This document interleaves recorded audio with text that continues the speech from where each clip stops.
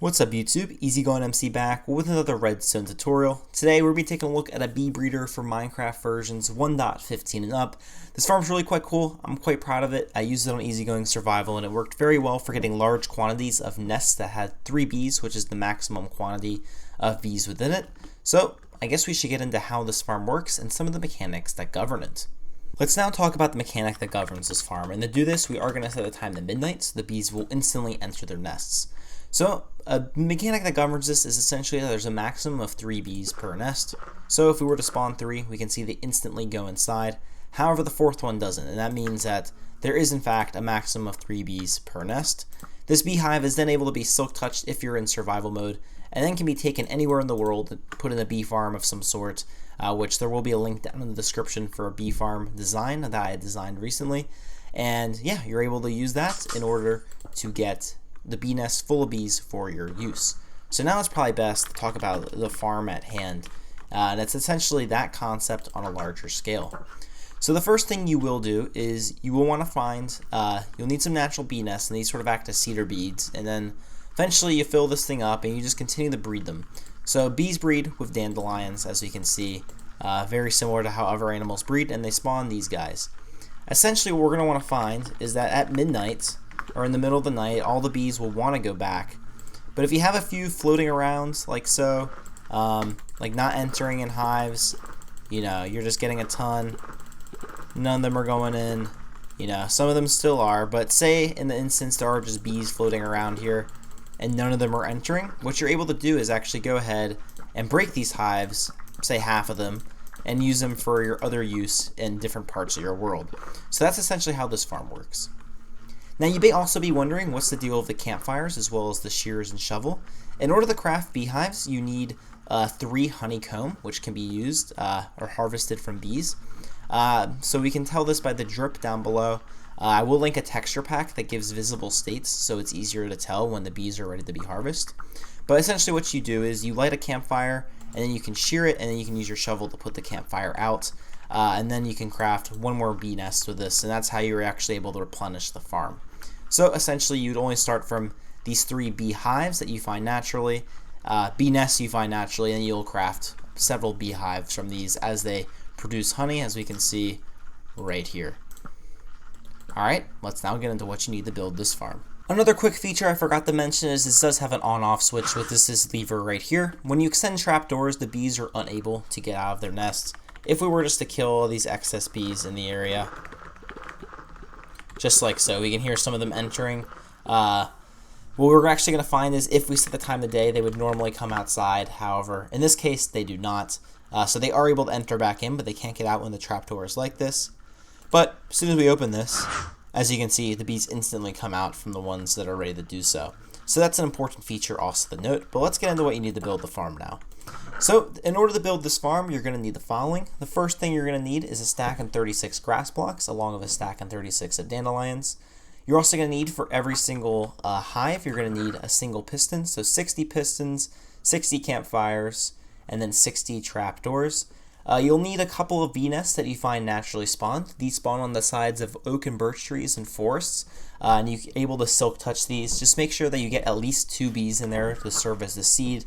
They will eventually all fill up, and then eventually you'll get the other 57 bee nests by just crafting them with wood and the honeycomb you harvest as they produce honey. You also will need 5 stacks and 36 glass. For the redstone on top, you'll need a stack and 8, along with 4 repeaters and a lever, and then a stack and 12 building blocks.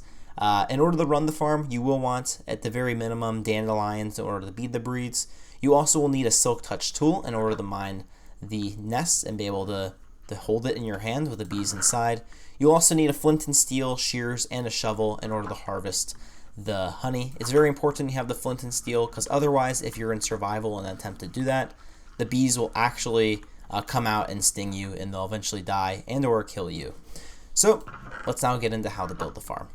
The first thing we want to do is map out where our bee nests are going to go. So we're going to do that with the campfires. So the first thing you want to do is just place 16 campfires in a row, and you are able just to put these out immediately. So 1, 2, 3, 4, 5, 6, 7, 8, 9, 10, 11, 12, 13, 14, 15, 16, and you can go down the line just like so. Then you want to do 3 more strips. So you want to skip 3 blocks, do 2 more strips going back here side by side, then skip 3 more blocks, and then go another strip and do take that all the way down as well. So you want to just extend this all the way back. The next thing you want to do is you want to replace all this sandstone, or if it's air blocks for you, just replace the sandstone just below the trapdoors in these 2 3x3 spaces with grass blocks of your choice. And then you can go ahead and put dandelions on top of all of that grass. It's also important to note that you can use any type of one tall flower. I just use dandelions since it matches up with what you have to breed them with, but you could use roses, or I guess poppies now. That's a change from a long time ago actually. But poppies, you know, the daisies, whatever one tall flower you want to use, you can use in this situation as an FYI. The next thing we're going to do is actually place the piston in.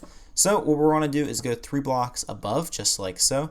This is where the trapdoor you want to be when it's extended, which means it should be here when it's retracted, which means you want to place the piston facing downwards right here. And you just want to go down the row just in front of it. So you want to do a line there. You'll want to do another line right here in front of this one.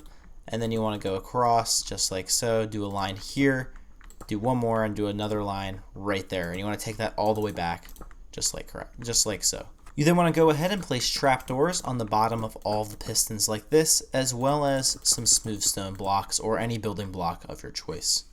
Once you're done, you should have something that looks just like this. We're not going to add the very easy redstone system to this farm. So the first thing you want to do is extend these by 1 block in whichever side you want your entrance to be.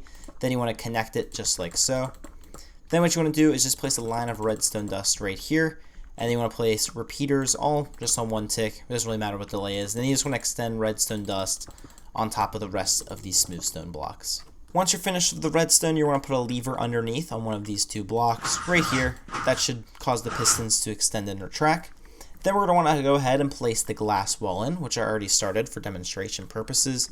So the rectangle should essentially meet up with the entire the campfire system, as well as dandelions, all the way around the entire perimeter of the farm.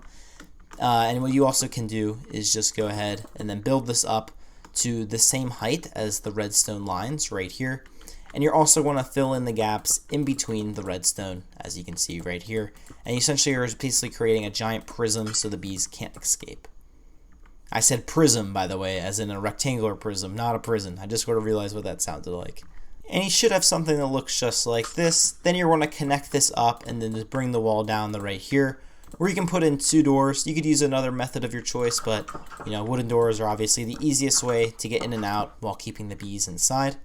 The only other thing you can do is add a couple chests of storage on the side. I like to keep dandelions as well as empty beehives in here in order to restock the farm as well as breed the bees. You could also keep, say, your shovel, flint and steel, and shears in here. And then I also like to put full beehives in here that are full of bees after I finish harvesting them in order to store them for future projects, but obviously this is totally optional. The only other optional part of the farm that you might want to do is if you want to come to the middle and punch out the middle 4 campfires as well as their respective pistons. The only reason why you might want to do this is so you can easily run back and forth. Otherwise, you won't be able to do so. But I've built it in both ways and shown you how to build it in both ways depending on what you want to do. Essentially, if you had the 4 more, the output would be slightly greater, but this does add some extra mobility, and that's up to you to decide. Next, the only thing left to do is to put the bees in place. As I said, you can find these in forest biomes with bees inside typically. You just want to mine those. You can also find them by bone mealing or growing oak trees or birch trees within 2 blocks of a flower. So you're able to naturally generate these yourself and or just find them in the wild.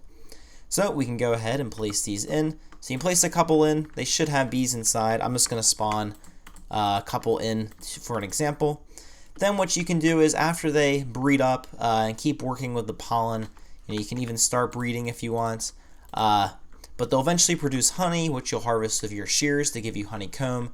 And you can go ahead and start crafting these and then just place them all on top of the campfires just like that. And you want to make sure that the door side faces out. Otherwise the bees won't be able to exit and enter. So you want this side to be facing towards the grass, just like so, on all 4 sides. And there you go. You have your bee breeder complete. Hope you guys enjoyed this tutorial. As always, if you have any questions at all, make sure to join the Discord down below. I'd be happy to answer them. I also built this in a recent easygoing survival / upcoming. I'm doing a lot of pre-recording since I'm going on vacation, so I'm not exactly sure when that's coming out, but I'll put it in the description down below when I actually do it, and you'll be able to see me use this farm in survival mode in case you're interested. But if you're interested in more videos like this, make sure to subscribe. It definitely helps the channel out quite a bit, and it means quite a lot to me when I see those subscriber numbers going up. Anyways, guys, I hope you have an easygoing day, and I'll catch you all later. Bye-bye.